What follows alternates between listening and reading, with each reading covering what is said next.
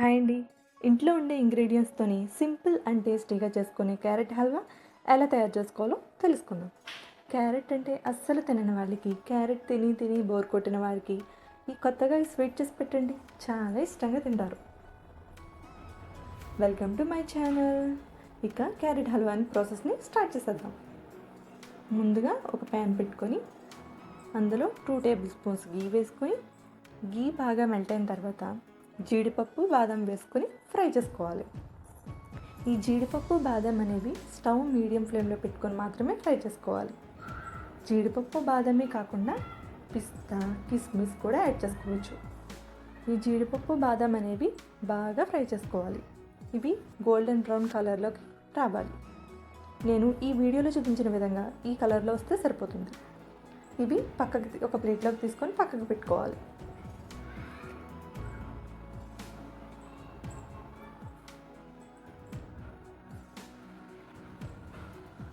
తర్వాత అదే ప్యాన్లో 1 టేబుల్ స్పూన్ గీ వేసుకొని ముందుగా తురుము పెట్టుకున్న క్యారెట్ తురుమును వేసుకొని బాగా ఫ్రై చేసుకోవాలి. నేను ఇక్కడ మూడు క్యారెట్ల తురుము అనేది తీసుకోవడం జరిగిందండి. క్యారెట్ తురుము అనేది మరీ చిన్నగా ఉండకూడదు, మరీ పెద్దగా ఉండకూడదు. మీడియం సైజులో నేను తీసుకునే విధంగా ఉంటే చాలా బాగుంటుంది. క్యారెట్ తురుముని బాగా ఫ్రై చేసుకోవాలి. అలా ఫ్రై చేసుకున్న తర్వాత మూత పెట్టుకొని మగ్గించుకోవాలి. మధ్య మధ్యలో మూత తీసుకుంటూ బాగా ఫ్రై చేసుకుంటూ కలుపుకోవాలి. మూత తీసి కలుపుకుంటూ ఉండాలి.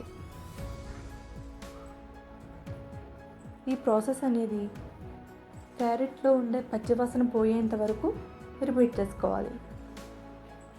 అలా మూత తీసుకొని మగ్గించుకుంటూ ఉండాలి.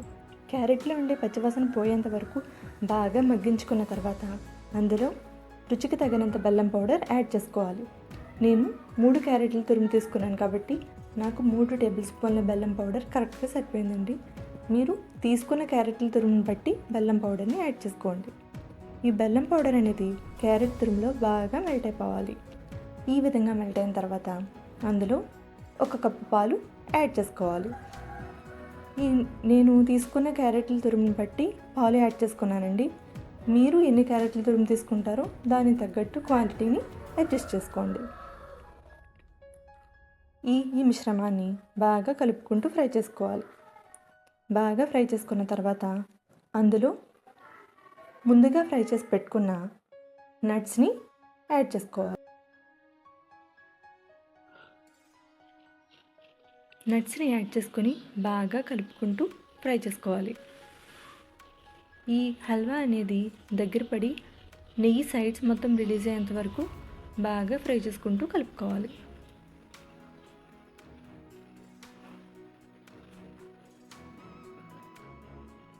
ఇలా నెయ్యి సెపరేట్ అయ్యేంత వరకు బాగా ఫ్రై చేసుకున్న తర్వాత ముందుగా పౌడర్ చేసి పెట్టుకున్న 1 టేబుల్ స్పూన్ యాలకుల పొడిని కూడా యాడ్ చేసుకొని బాగా కలుపుకుంటూ ఫ్రై చేసుకొని స్టవ్ ఆఫ్ చేసుకోవడమే.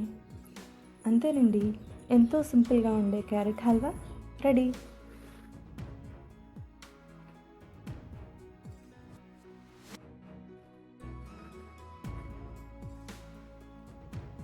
ఎప్పుడూ రెగ్యులర్గా షుగర్తో చేసుకునే క్యారెట్ హల్వా కాకుండా ఈసారి డిఫరెంట్గా ఇలా బెల్లం పౌడర్తో ట్రై చేసి చూడండి.